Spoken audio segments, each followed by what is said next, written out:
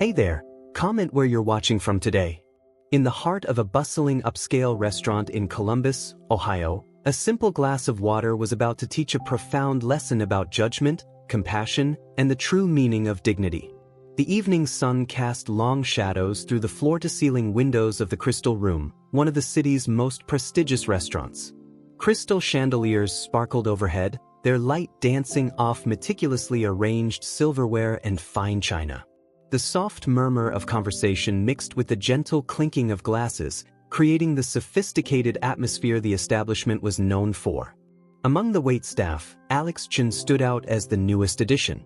At 19, he was younger than most of his colleagues, his pressed black uniform still crisp and new. Despite graduating top of his class from the local community college's hospitality program, his hands trembled slightly as he carried his serving tray. This was his first week working at such an upscale establishment, and the pressure to perform perfectly weighed heavily on his shoulders. The maitre d' had just assigned him to serve what he referred to as the VIP section, a quiet corner of the restaurant usually reserved for politicians, business executives, and other notable figures. Alex's stomach tightened as he approached his first table, where a woman sat alone, absorbed in what appeared to be important documents spread carefully between the place settings. Usha Vance didn't command attention through flashy jewelry or loud declarations of importance. Instead, her presence was marked by a quiet dignity, her simple but elegant attire speaking of someone who chose sophistication over showiness. She sat reviewing papers with focused attention, her reading glasses perched delicately on her nose, occasionally making small notes in the margins with a silver pen. As Alex approached with a pitcher of ice water, his mind raced through the training protocols. The proper angle to pour, the correct distance to stand, the exact phrase to use when addressing guests, all these details swirled in his thoughts. He was so focused on remembering every step that he failed to notice a small fold in the carpet runner beside the table. What happened next seemed to unfold in slow motion. Alex's foot caught the carpet fold, sending him slightly off balance. He tried to recover, but the weight of the water pitcher shifted at precisely the wrong moment. Before he could catch himself, a cascade of ice-cold water arced through the air, landing squarely across Usha's papers and the front of her silk blouse. The immediate silence that fell over the nearby tables was deafening. Several patrons gasped, their own conversations forgotten as they turned to watch the scene unfold. The maitre d', standing across the room, began moving quickly toward them, his face a mask of professional concern masking what Alex was sure would be fury. Alex stood frozen, the now empty pitcher still tilted in his hands, watching in horror as water dripped from the edge of the table onto Usha's designer skirt. Important documents lay soaked before her, the ink beginning to run on several pages. His first week on the job, his dream of building a career in high-end hospitality, all seemed to be dissolving as quickly as the ink on those wet papers. I'm so incredibly sorry, ma'am, Alex stammered, his voice barely above a whisper. His hands shook as he reached for the napkins, nearly knocking over a wine glass in his panic. Please, let me help. I'll get more napkins, His words trailed off as he realized no amount of napkins could undo what had just happened. Other servers had begun to approach, their faces showing a mixture of sympathy and secondhand embarrassment. The maitre d' was now just steps away, likely preparing to terminate Alex's employment on the spot. In that moment, Alex felt the weight of every sacrifice his immigrant parents had made to put him through school, every proud smile they had shared when he got this job, all crumbling around him.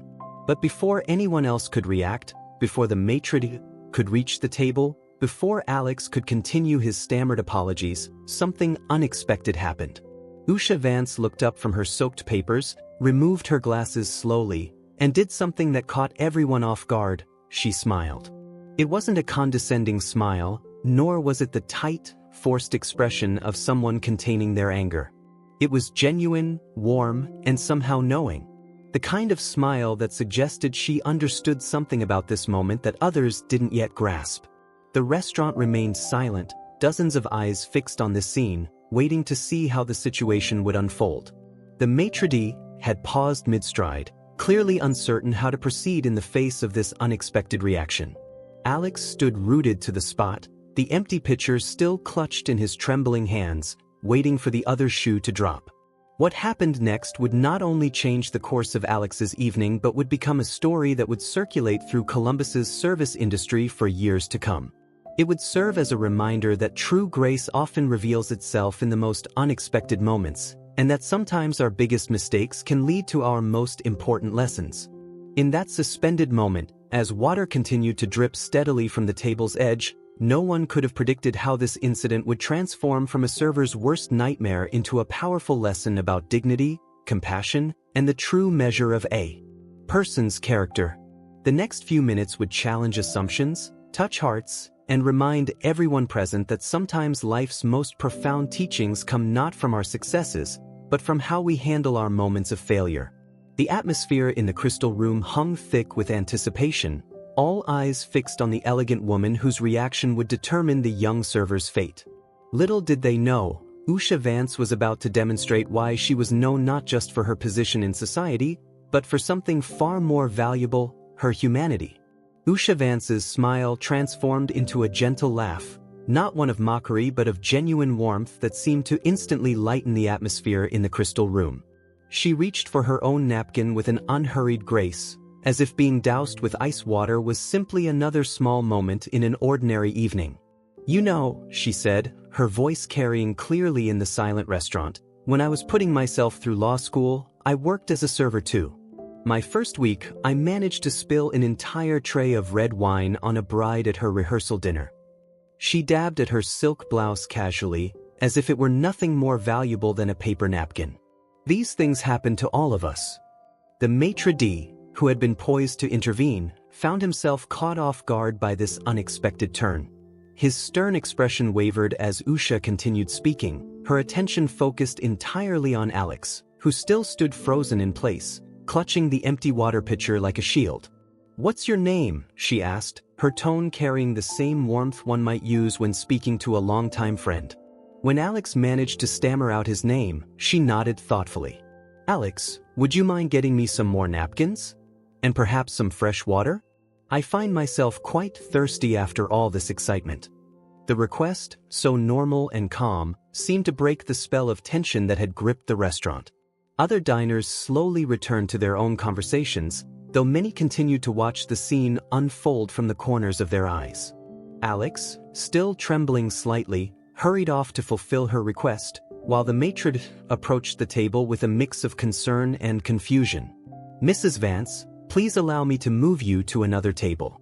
We'll certainly comp your meal this evening, and we can arrange for your dry cleaning," but Usha raised her hand gently, stopping him mid-sentence. "That won't be necessary," she said firmly but kindly, "though I would appreciate a few more napkins. And please, let's not hear any talk of consequences for Alex. We all need someone to believe in us when we're just starting out." As Alex returned with fresh napkins and a new pitcher of water, Usha began gathering her wet papers, now stained with spreading ink. Among them were briefs for an important case she was working on, hours of preparation now rendered illegible.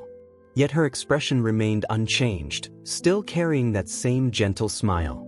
"Mrs. Vance, your documents," Alex started, his voice thick with renewed guilt as he noticed the ruined papers. But Usha simply shook her head, her smile widening slightly. "Would you believe me if I told you I have a terrible habit of not backing up my work?" she said, arranging the wet papers into a neat stack. "Perhaps this is the universe's way of telling me to finally start using that scanner my children bought me for Christmas." She paused, looking thoughtful. "Though I suppose I could have done without the impromptu shower reminder." Her light humor seemed to release the last remnants of tension from the air. Even the maitre d's rigid posture relaxed slightly, though he still hovered nearby, as if uncertain whether this unusual situation required his intervention. "Alex," Usha said, gesturing to the chair across from her, "would you sit with me for a moment? That is, if your duties allow it." She glanced at the maitre d', her expression making it clear this was less a request than a gentle command. The maitre d' nodded quickly, murmuring something about covering Alex's other tables, before retreating with as much dignity as he could muster. Alex, still looking uncertain, carefully lowered himself into the offered chair, his hands clasped tightly in his lap. Do you know what I've learned in my years of legal practice? Usha asked, carefully pouring water into both their glasses. It's that our character isn't defined by our perfect moments. It's defined by how we handle our imperfect ones. She took a sip of her water, then continued. Tell me, Alex, what made you want to work in this industry? As Alex began to speak, hesitantly at first but with growing animation, about his parents' small restaurant back home, about his dreams of one day opening his own fine dining establishment, Usha listened with genuine interest. She asked thoughtful questions, shared more stories from her own early career struggles, and gradually drew out the young man's passion for hospitality. Other diners watched this unusual scene with growing interest, a respected legal figure and a young server, sitting together in animated conversation, as if the water incident had been nothing more than a convenient conversation starter. The maitre d', making his rounds through the restaurant, found himself repeatedly explaining to curious patrons that everything was fine, though he himself seemed barely able to believe it. You know what the hardest part of being a server was for me? Usha asked, leaning forward slightly. It wasn't the physical demands or the complicated orders. It was dealing with people who thought they could measure my worth by my uniform. People who saw the apron, not the person wearing it. Alex nodded, recognition flickering in his eyes. Sometimes guests treat us like we're invisible, he admitted. Or worse, like we're beneath them. Exactly, Usha replied, her expression growing more serious. Which is why those of us who have experienced both sides of the table have a special responsibility. We need to remember what it feels like to be judged by a single moment, a single mistake, or a single role we play in life. As they continued talking, something remarkable began to happen throughout the crystal room. Other diners, overhearing snippets of their conversation, started engaging with their own servers differently. The invisible barrier between those serving and those being served seemed to thin, if only slightly, as Usha's lesson in humanity rippled outward. A well-known business executive at a nearby table was seen asking his server's name for the first time in his weekly visits. An elderly couple who had been impatiently snapping their fingers for service now waited with patient smiles. The atmosphere in the restaurant had shifted, becoming warmer, more human. Look around you, Alex, Usha said softly, gesturing to the room. Do you see how one small moment of grace can change everything? How choosing kindness over anger, understanding over judgment, can transform an entire room? Alex looked around, noting the subtle changes in the restaurant's atmosphere. The weight of his earlier mistakes seemed to lift slightly from his shoulders as he began to understand that this evening was becoming about something much larger than a spilled pitcher of water. Just then, a young server at another table accidentally dropped a fork, the clatter drawing all eyes. Instead of the usual tense silence, the sound was met with gentle smiles and understanding nods. The server, clearly expecting criticism, looked around in surprise at the unexpectedly warm response. That, Usha said, pointing discreetly to the scene, is how change begins. One moment, one choice, one person at a time. She turned back to Alex, her expression both kind and serious. Sometimes our biggest mistakes become our greatest opportunities to teach others about grace. The evening was transforming into something none of the diners had expected when they made their reservations at the Crystal Room. What had begun as a potentially disastrous accident was becoming a masterclass in humanity, taught by a woman who understood that true elegance had nothing to do with designer clothes or expensive restaurants, and everything to do with how we treat others in their moments of vulnerability. As the evening progressed at the Crystal Room, word of what had happened began spreading beyond the main dining area. Kitchen staff, hearing snippets from servers passing through the swinging doors, gathered in small groups to discuss the unusual scene. Veteran servers with decades of experience found themselves sharing their own stories of mistakes and moments of grace, inspired by Usha's example. The maitre d', making his usual rounds, paused at various tables where diners asked about the woman who had transformed an accident into a lesson. Though he maintained his professional demeanor, there was a new softness in his expression as he watched his staff working. Years of enforcing rigid standards of perfection were being gently challenged by Usha's demonstration of what true excellence looked like. Meanwhile, Usha had insisted that Alex continue his regular service duties, though she kept her table in his rotation.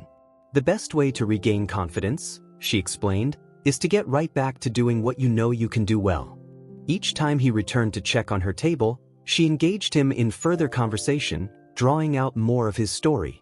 It emerged that Alex was not only working to support himself through additional culinary courses but also sending money home to help his younger sister through college. His parents' small family restaurant had been struggling since the pandemic, but they had insisted he pursue his own dreams rather than feel obligated to take over their business. "That's quite a burden to carry," Usha observed thoughtfully after he shared this detail. "No wonder your hands shake sometimes. You're carrying not just water pitchers, but the weight of your family's hopes and sacrifices." Other diners, who had been discreetly listening, found themselves reflecting on their own attitudes toward service workers. A corporate executive at a nearby table put down his phone, where he had been composing an angry email about a minor delivery delay, and really looked at the young woman refilling his water glass. For the first time, he wondered about her story, her dreams, her struggles. As the evening wore on, something remarkable began happening throughout the restaurant. Diners started engaging with their servers not just as service providers, but as people. Stories were shared, connections were made, and the invisible barriers of social status began to dissolve. The kitchen staff reported that for the first time in memory, multiple tables had asked to send compliments not just to the chef, but to the dishwashers and prep cooks as well. A wealthy regular, known for his demanding nature, was overheard asking his server about her education goals and offering to connect her with contacts in her field of interest. "You see," Usha said to Alex during one of his check-ins, "true influence isn't about power or position. It's about showing others a better way to be human. Sometimes all people need is permission to be kind, to see beyond the roles we play to the people we are." A young couple celebrating their anniversary watched this unfold and quietly changed their plans. Instead of spending their entire budget on an expensive bottle of wine, they decided to put half of it toward a larger tip, inspired by Usha's reminder that kindness takes many forms. The maitre d', who had started the evening ready to terminate Alex's employment, found himself experiencing a profound shift in perspective. Decades of hospitality experience had taught him to strive for perfection, but Usha was demonstrating that there was something even more valuable than flawless service: genuine human connection. During a quiet moment, he approached Usha's table again, this time with a different demeanor. "Mrs. Vance," he began, his usual formalities softened by genuine emotion, "I've been in this industry for 30 years, and I've never what you've done here tonight." He paused, collecting himself. "Thank you for teaching an old maitre d' that there's always more to learn about service." Usha's response was characteristic of the wisdom she had been sharing all evening. "The best service," she said, "comes not from perfect performance, but from perfect intention. You've built an excellent team here. Perhaps now they can be free to be excellently human as well." The impact of her words continued to spread throughout the restaurant. A server who had been reprimanded earlier that week for a minor mistake was given new responsibilities by the maitre d'. The sommelier, known for his sometimes intimidating expertise, began sharing stories of his early wine-tasting blunders, making his knowledge more accessible to curious patrons. As the main dinner service began winding down, Alex's original accident had become almost legendary among the staff. Newer servers who had arrived for the later shift were already hearing different versions of the story, each emphasizing how a moment of potential disaster had been transformed into an opportunity for growth and connection. Usha, who had long since finished her meal but continued to work on her laptop with fresh papers, became an anchor of warmth in the restaurant. Servers who weren't even assigned to her section found reasons to pass by her table, drawn to the atmosphere of acceptance and wisdom she created. "You know what's remarkable?" she said to Alex during one of his visits. "Everyone keeps focusing on how I responded to you, but they're missing the bigger picture. Look around at how people are responding to each other. That's the real miracle of tonight. One small moment of grace has given everyone permission to be their better selves." Indeed, the entire atmosphere of the crystal room had shifted. The usual hushed tones of fine dining had been replaced by something warmer, more genuine. Laughter came more easily, smiles were more authentic, and the invisible walls between servers and served had softened into something more human. Even the kitchen, typically a place of intense pressure and occasional flaring tempers, had caught the spirit of the evening. The head chef, inspired by the stories filtering back, gathered his staff for a moment between services to share his own story of a catastrophic mistake early in his career and the mentor who had believed in him anyway. As the evening service began to wind down, regular patrons who had witnessed the entire evolution found themselves reluctant to leave. They lingered over coffee and dessert, savoring not just the excellent cuisine but the rare atmosphere of genuine human connection that had developed. The maitre d', making his final rounds, overheard snippets of conversation that would have been unimaginable just hours before. Diners were sharing their own stories of mistakes and redemption, of moments when someone's grace had changed their path. Servers were being asked about their dreams, their studies, their families, not out of mere politeness, but with genuine interest. "Mrs. Vance," Alex said during what would be one of his final visits to her table, "I've been wondering, when you first started speaking to me after I soaked your papers, did you know this would happen? Did you plan to create all this change?" Usha looked around the transformed restaurant, a thoughtful expression on her face. "Alex, the most powerful changes often come not from grand plans, but from simple choices. I simply chose to respond to you the way I wish someone had responded to me during my own moments of shame and fear. Everything else that happened tonight? That was everyone else choosing to remember their own humanity."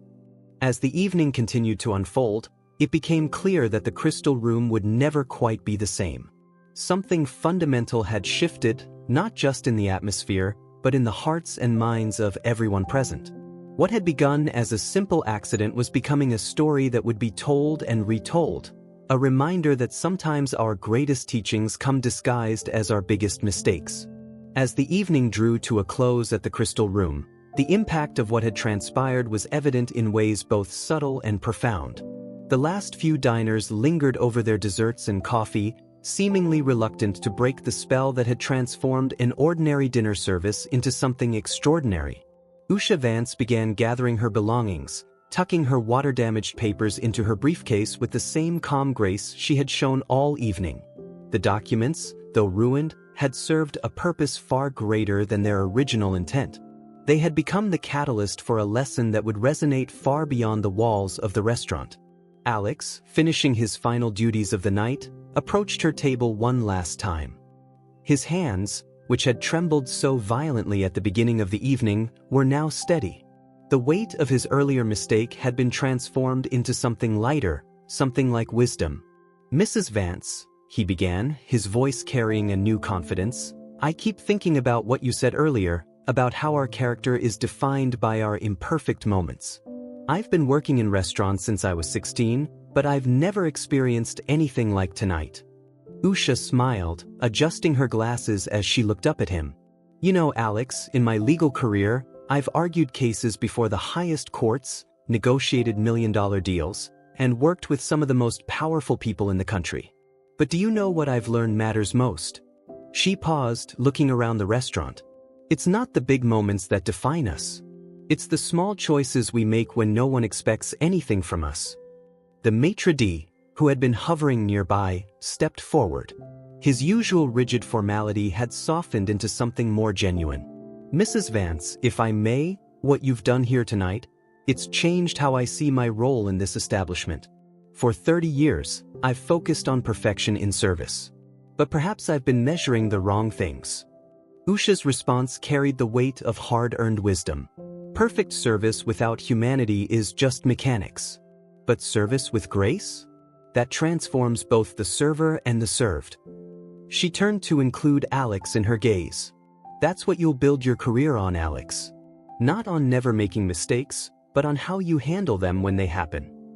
As word of the evening's events had spread, other restaurant staff members had found reasons to gather nearby, each drawn to the quiet revolution that had taken place in their workplace. The head chef, who rarely left his kitchen during service, emerged to join the growing circle. "In all my years in fine dining," the chef said, his voice gruff with emotion, "I've never seen anything quite like this. We're supposed to be in the business of creating memorable experiences, but tonight was something else entirely. Usha nodded thoughtfully. Sometimes the most exquisite dish isn't the one with the perfect presentation, but the one made with love and served with grace.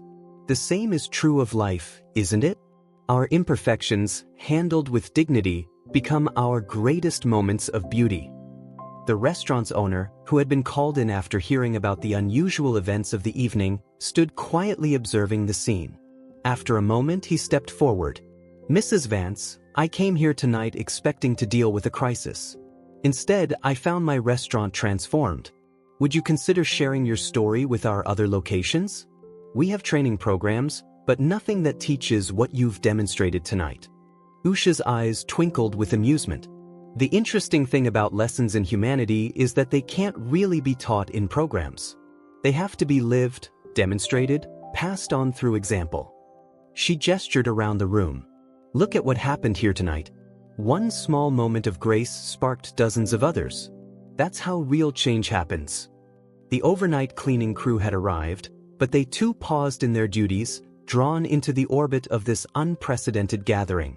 The usual hierarchies of restaurant life had dissolved, replaced by a shared understanding of something profound. "You know what struck me most about tonight?" one of the veteran servers said, addressing no one in particular. "How quickly everything changed once someone showed us it was possible to be different. It's like we were all just waiting for permission to be more human with each other." Usha stood, gathering her coat. "That's exactly it. We all carry the capacity for grace within us. Sometimes we just need to be reminded it's there." She turned to Alex. "Promise me something, will you? When you open your own restaurant someday, remember tonight. Remember that the most important thing you can serve isn't on any menu." Alex nodded, understanding flowing through him. "It's not about the food or the service, is it? It's about seeing the humanity in each person, no matter which side of the table they're on." The maitre d', moved by this exchange, made an unprecedented announcement. "Starting tomorrow, we're changing how we do things here. Yes, we'll maintain our standards of excellence, but we'll define excellence differently. Every staff member will be encouraged to share their stories, their dreams. We'll create an environment where mistakes are seen as opportunities for growth, not just causes for correction." The owner, inspired by this vision, added his own commitment. "And we'll establish a scholarship fund for our staff's educational goals. We'll call it the Vance Initiative, if you'll permit us to use your name, Mrs. Vance, to remind us always of the lesson you taught us tonight." Usha's eyes glistened with emotion as she took in these declarations. "Use the name if you must, but remember, the magic of tonight didn't come from me. It came from everyone here choosing to see beyond the surface, to recognize the dignity in each person's story."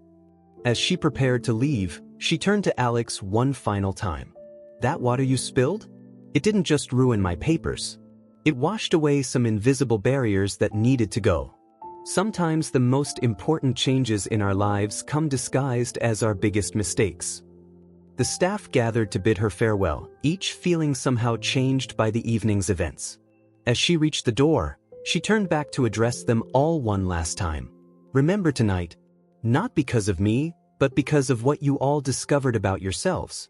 Every person who walks through these doors, guest or staff, carries a story, dreams, and dignity.